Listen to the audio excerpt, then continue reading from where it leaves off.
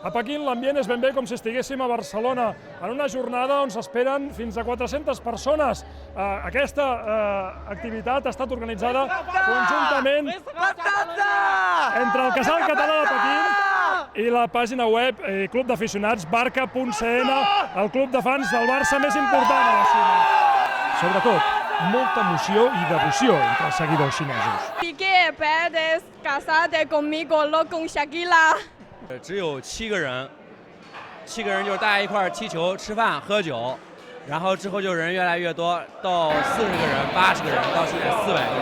S'han trobat que en aquest últim any, gràcies a que el Barça ha començat a guanyar títols, la gent s'ha començat a interessar en altres activitats com han estat Sant Jordi, Sant Joan, sopars de Nadal que hem fet i sobretot que hem començat a fer classes de català a la Xina. Hi ha molts culers a Pequín i avui estan tots aquí per l'animal de Barça.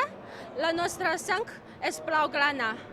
I una cosa, Pedrito, t'estimo. Visca Xina, visca Barça i visca Catalunya! Comença el partit. Públic majoritàriament xinès i entre ells algunes cares familiars. Guionista Pilar Calvo i membres de la colla vella dels xiquets de Valls aprofiten per fer un pilar. I arriben els gols i la festa.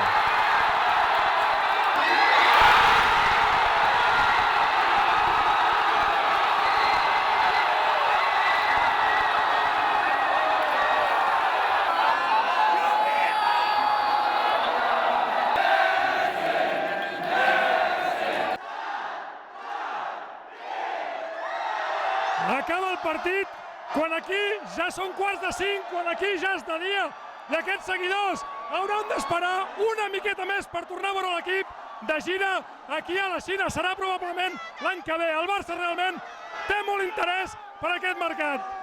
Sergi Vicente, TV3, Pequín.